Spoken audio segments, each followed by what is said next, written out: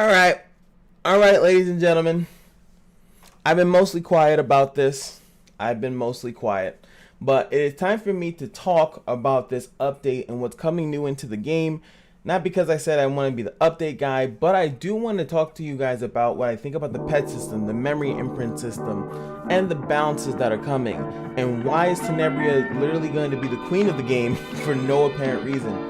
I don't know whose favorite character is Tenebria in the dev team, but that guy definitely eats Cheerios next to whoever makes the decisions, because Tenebria is getting blessed out here. Now, the pet system is slightly confusing in my opinion. I feel like it's not clear cut. Like a lot of things in gacha games, there's always like this weird jargon, you know, that they like to do. Let me boost it up just a little bit. Hey, can you go one more? Yeah, that looks good. Actually, no, that's too much. It's too much. Back it up, back that ass. Okay, so the pet update, as you guys know, it's about having these pets, and there's going to be two types of the pets. There's going to be one that's going to sit in the lobby, and then there's going to be one that goes out into battle for you. Now, what we have been asking for, and what I mean we as in me and people that think like me, is the system in which you can auto battle and or increase and do better when you're actually doing these things multiple times. So here it goes. This is the pet system. You can access it once you're level 20, which most of us I think are. I mean, there are newer players that always come into these games all the time. I see them in my comment section, so we know that there are always new players. So you can raise 30 pets. You can increase it with Skystone, of course. Why would you?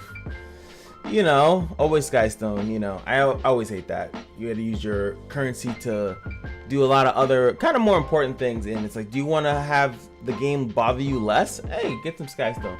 But you know, that's not a big problem. All right, so you can up to 6 pets can move around freely, so you only will see about 6 pets, even though you can raise 30, which it is what it is. You have a maximum of 100, like, but you'll see why. It kind of makes sense why they do that. And you can adopt the pet, so you can adopt generation 2s, which I think is just like their star level. As you can see, the stars, there's 1, 2, I don't know how high it goes. And then here's the pet adoption ticket, which still we're nowhere near close to Complaint Town. Don't worry about that. So the pet adoption ticket, they'll tell you right down here. Where is it? They tell you can, yeah, there we go. So you can go into the shop and go to pet. You can purchase them via gold or Skystone. So that, like, see, this is where you want to use your Skystone for like adopting something. I don't mind that. Obviously gold is probably what people would rather use, but gold is, you know, my gold, my money, I don't want to spend me money. Or you can spend me money on Skystone, whatever you want. The game will take both.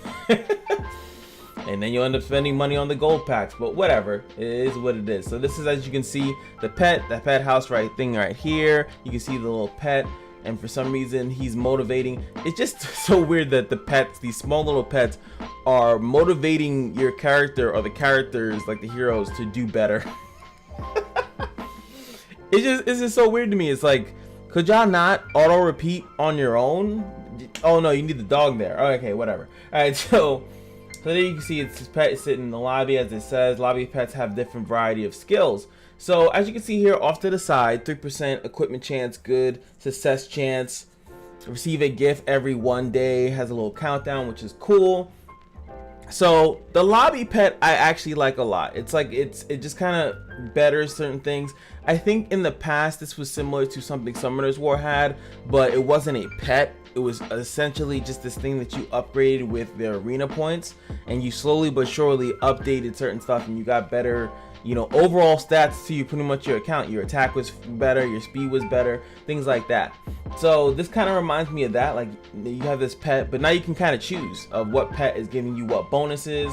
So it's kind of cool. I do think that this aspect of it is pretty cool. As you can see, apprehensive, he's level 1, so the more you use it, we'll get to that later, the better he is to you. So these are the gift types. So remember, it says you get a gift every 1 day. So you can get, I guess these are arena flags, energy, some gold, more gold, rare catalyst chest, more energy, I guess crap energy, book of retribution, which if I'm not mistaken, that is another run of the trial. What is that thing called? Trial of Horrors? Hall of Trials, there we go. The HOT. Anyway, some more gold and gold transmit stone, which is probably what a lot of people are hoping for. Probably get a gold transmit stone. No sky stones here, ironically. That would have been one of these instead of the 3 gold options to screw you over. But hey, gold can get you an adoption ticket, so free gold is pretty not that bad, as we can see. And then the epic catalyst chest is pretty good too. So now these are the battle types. As you can see here, your crappy support that they still need to fix that system in my personal opinion. And then you have your little puppy doggy dog here. So before adding other guardians into the game, which they definitely said that they were going to do and fix that system, they added the little doggy dogs first. So as you can see here, the pet team formation, blah blah blah. Pet type pets will travel with your heroes in battle. Battle type pets have a variety skill which can enhance the rewards for the following content: adventure, side story, hunt, and spear altars. So this does not affect arena. You gotta be direct, okay? Players can use the item homemade snack in order to utilize the repeat battling function for stages. This is where I differ. I don't think that this should have been through the pet system, or I think that it should have been a specific pet skill that allowed you to repeat battles. That's what I think it should have been. So if I want to have it on repeat, I have a certain pet that does that, and it will constantly repeat. The fact that I have to spend a resource that I must gather first, and then once I have enough of that resource, I can have maybe one day that I can actually do like an actual decent amount of work and leave it on repeat. That is my issue with it, because if you're gonna put repeat battle in the game, just put it in the game. Don't make a resource to do it. I think that is just dumb. But that's my gripe, and that's why this is almost more the reason why I wanted to make the video, is because I want to know what you guys feel about that, because I think that is bad. I think that they should just put it in the game. They could put these things like, oh, you get double AP or something, but I would rather just a pet either specifically do it, or you can call me being greedy, or just put it into the game in general, like just in general, and still have the pet system the way it is. Auto battle, auto repeat battle, or whatever has been something that I've wanted in the game for so long. It really allows you to make a lot of progress. You make a lot of progress when you can just play the game how you naturally play, kind of leave it on. You don't have to worry about it. Like half the time, I'll tell you guys specifically, I've been farming hunt, I feel like a decent amount, more than, slightly more than a casual player. And I still don't have gear to upgrade. So it's just really annoying that you sit there, you farm, reset, just keep farming all day, and you get nothing. When I play Knights Chronicles, it's not as bad, because I just leave it to farm, and the process is so quick, you don't even think about it. It's out of sight, out of mind. But when you have to sit there and keep resetting it, and you still didn't get anything good, and then you're spending the leaves, and you just oof, it's just. I really wish that they just made it standard, just made it standard, but they didn't. So this is what they're adding. So you obviously can raise it up, raise the pets up, enhance and synthesize, this part is decently cool. Let me go down to it. This is the normal food. This is pretty much like penguins, but of course they didn't want you to feed your pets penguins, so they made another thing, which is the food, which you can shop, you can buy in the pet tabs. They don't gain experience in the battle, so you have to give them food. And this is the synthesize, which I think is pretty cool. This is pretty decent. So you can select the skills to inherit. Tap here to select which skills will be inherited. The max number of inherited skills for generation 1 is 1. So here it looks like you can actually like put certain skills. I think, where are we going? Okay, we're not there yet. Actually, let me just go down to it, because that's kind of where I want to talk about is this. Here it is. So these are the skills. So the lobby type skills and the battle type skills. So lobby types, as you can see, pretty good. Hero enhance EXP. So when you actually use your penguins, they will do more. And there's no chance for here. As you can see all over here, increase chance, increase chance, increase chance. Kind of annoying. But the lobby type pet, you get more enhanced when you do hero equipment.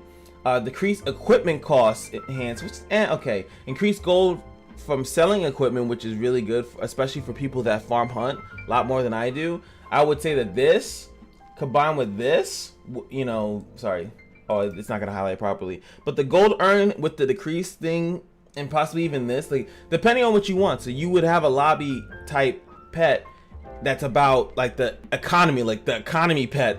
That's like, I want these 3 things pretty much. So I get more equipment EXP when I'm using charms and stuff like that. It costs less to do, and if the equipment that I get when I'm in hunt or when I'm crafting is crap, I'll get more money from it. So that will actually be really good. These enhance good and greats, I don't like the chances, and that's why when we go right over here to the right, increase event currency earned, which is nice. If you're farming side story, you put that pet on, right?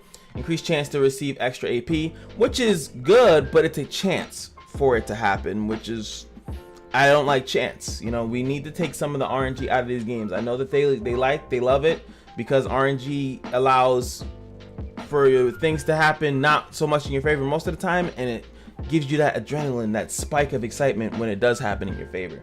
So this is a chance for that to happen. Chance for this, chance for this, chance, chance, chance, chance, and chance. So it is what it is, you know, like I don't like it. That's why the battle type pet, to me, one of these could have just been auto battle. Come on, man. But as you can see here, also the pet skills, and this is the synthesized, so you can see the pet generation, like I said, 1 maximum skills, and it can inherit 1 skill, 2, and you can still only get 1. 2 maximum skills, and you can inherit 2, and this one has 3 maximum skills, and it can inherit 2. So I think that this is where I like 2, and this is also here when they level up.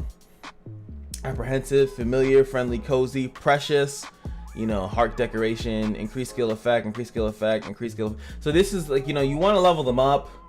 You want to make sure you got a really good pet. I'm pretty sure you're going to see everywhere the perfect pet build. This is the perfect skills. I just gave them to you. No need to make another video, ladies and gentlemen. We already got that nipped in the butt. So as you can see here, it's like the repeat battling. You have to have a homemade snack. Players will be able to use the repeat function on stages that they have previously cleared. So, and this is it. So you can obtain this item as a clear reward from adventure mode, side story, hunt, or find it in treasure chests. You don't spend to get the item. So it says obtain this item as a clear reward from adventure mode, side story, hunt. So we don't know, I specifically don't know if you get that every clear. I would prefer, if it's gonna be in treasure chests, I'd rather they take I'd rather take the spot of the gear, because most gear in treasure chest is crap and all it does is fill up your inventory with nonsense.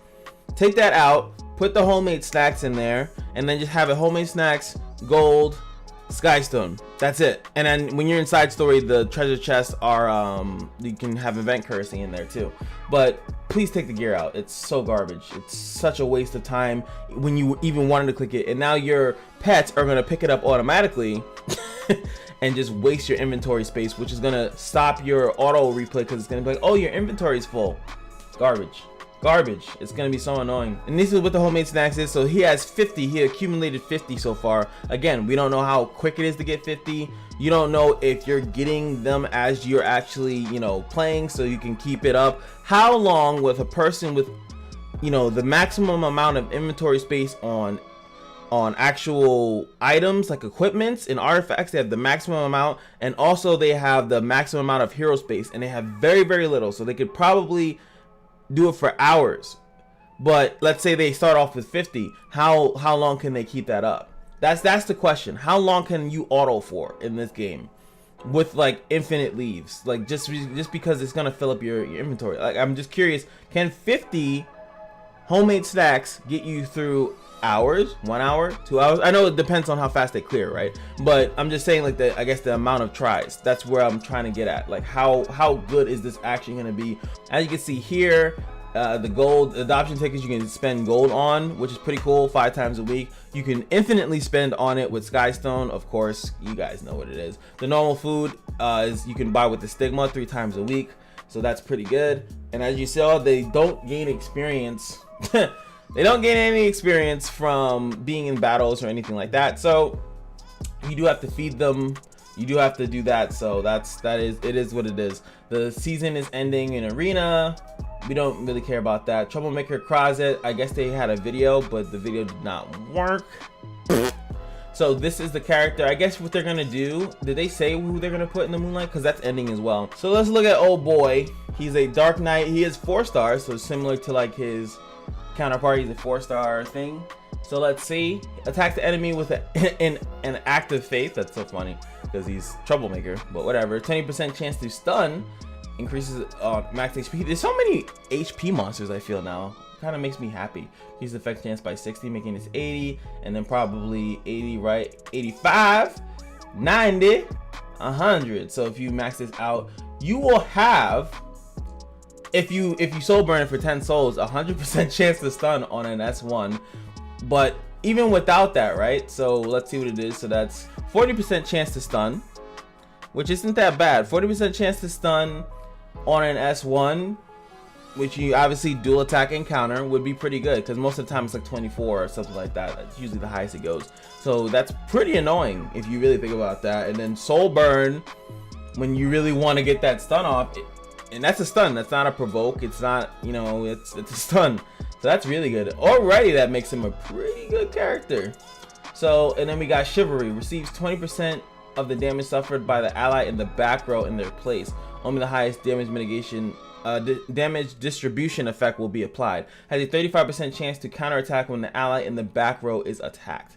So that is cool. So it makes you, it gets even better. We're getting 20. I think I did that right. 2, 4, 6, 9, 12, 15, and then 20. So additional 20%. Oh, sorry, it's the damage received in the ally's place. So you can receive 40% of the damage suffered by the ally in the back row. It's like reverse Seaside Bologna, really cool. But obviously you could put this guy in the front and then don't even have Bologna in there and just have him soak up 40% of his damage. That's actually pretty nuts. And then when that character does get attacked, he'll have a 35% chance to counterattack. You can also put him on counter. That counter also is going to carry the 40% chance to stun, you know, so that's pretty good. I really like this guy so far. And then last but not least, we have the Oath of Protection. We're not going to read the Before Awakening because why do that? So it has an Oath of Protection, dispelling all debuffs from the caster and one ally. I guess the person in the back, right? I gotta protect you no matter what. Before increasing defense for 3 turns, grants class enhancement to the ally for 3 turns. On top of this, class enhancement grants an additional buff to the ally according to their class, providing even more effective support. So what does that mean? Does that mean like if they're a thief they get a attack greater buff or something like that? If it's a tank it gets this? I have no idea what that means. That's like the weirdest thing I've ever seen them write. I guess once we get into the game, we'll see what that means. Anyway, also they're bringing back Luna. Shit, I feel like since they didn't actually drop anything new, I was kind of hoping that they were going to drop something kind of crazy, but they didn't. So I was assuming maybe I should just summon for Luna. I don't have Luna and I missed out on the Luna party. I don't really want her because she pisses me off so much, just because of the amount of BS she actually does. But her Draco plate thing is pretty much like her passive, but put into an actual artifact, so that's pretty cool. So I might summon for her. Should I do it or should I stay true to my roots? I don't know. But increasing critical damage by 30% while lowering the damage you suffer from crits is pretty nuts as well. Not that the Draco plate is going to be exclusive to, usually the artifact is not exclusive, it's just the actual warrior. Sorry, it's usually the banner character that's exclusive. So of course, week 2 of the side story, we already know how that goes. But what's cool about this is that the Draco plate is actually going to be in the side story, so you can actually get at least 1 copy of the Draco plate. Pretty cool. So everyone will have this artifact, which is now, when you think about it, kind of slightly depressing. Also, you will be getting a free battle type pet, the Little Ghost, for 600 dragon scales as well, once during the event. So that's pretty cool as well. So we're getting 1 what is it? Does it tell you the stars? Yeah, 1-star battle type pet. So that's cool. Give you into there. And of course, guys, the classic. After you realize you can buy stuff with the stigmas, you know, you need some sky stones, you know, throw in some phantasms. There we go. Another pack for you guys to spend. Don't show you the price, so you get interested, you see it, you like it, and then you find out how much it is, and they just kind of hope that you're like, you know, it's not that bad. I'm assuming this is going to cost like $30. All the other stuff I don't care about. Let's just briefly go over to part 2, which is about the memory imprints, which is still kind of confusing, I'm not gonna lie. Jet is speed, but then they show him here switching over into health. So it's like, the only thing that I don't know is if, since it shows you there, so are you taking your speed memory imprinted character and switching it for self HP? Which sounds terrible, by the way. But I'm curious, is there someone that's going to have speed? Is there going to be someone that has an imprint concentration that's really good? As you can see here, this is the, what is it, the imprint ego. And then it says you can switch back and forth once you unlock this. So you're not screwed to always be stuck with this, but you can't access this until you unlock it with the ego thing. and you get the ego by spending, there it is, 12 silver transmit stones. Once you spend 12, you get the thing and you can unlock it. It's cool that you can at least see what it is, because if you couldn't see it, then that would be terrible, so you would go into the dark. But this is perfectly fine. It just depends on what that other side thing is, I guess, to make it warranted. What's going on with Tenebria? She's been buffed like 3 times or so. Maybe because they like her. She is the coolest acolyte in my opinion. So now the S2, on top of lowering the combat readiness, is also going to decrease speed, which is the combination of the gods. You lower their combat readiness and then you make them slow, so it takes them longer to get their turn back. But this is nuts, and this is super stupid on so many levels. The nightmare, not only is it 85% chance once you max it out, right, to decrease their defenses, and 60% chance now, and going up to 75% chance to put them to sleep for 1 turn. And it also gives her an attack buff, which is irrelevant. The reason why this buff is so insane to me is because of the sleep. If you guys don't know that sleep, if you get put to sleep, you're auto crit. So if you get put to sleep, anyone attacking after that can auto crit you. And the whole purpose of a defense break, an AoE defense break, is to have someone follow up and kill everybody after the defense break. So this allows you to, you can actually just kind of run, you could have always ran Tenebria just speed and effectiveness. I think I've said that in my guide video for her. But now it's like, you don't even need to worry about attack. You can literally just have someone else go right after her and just kill. Like, they're gonna get crit. If the sleep goes through, whoever gets put to sleep on top of the defense break is literally gonna die. They're gonna get crit. As you guys know, Specimen Says has got his little buff, 45% chance to stun. That's obviously good. We just saw that Crozet has a 40% chance to stun as well when he gets his thing maxed out. Secondly, this has caused a lot of debate. Again, giving a character extinction. Now, giving it to a Moonlight Nat 5 is not that bad. And also, if you look at the animation of Lightstorm, it kind of makes it like really cool. Like, you just, there's nothing left for them to put back together. But I do think it is slightly annoying that people summon for Lilibet. They spent stuff for Lilibet because she was known as the exclusive character. She was the character that, you know, it was deemed that this was the character that you needed to have if you wanted to anti-revive.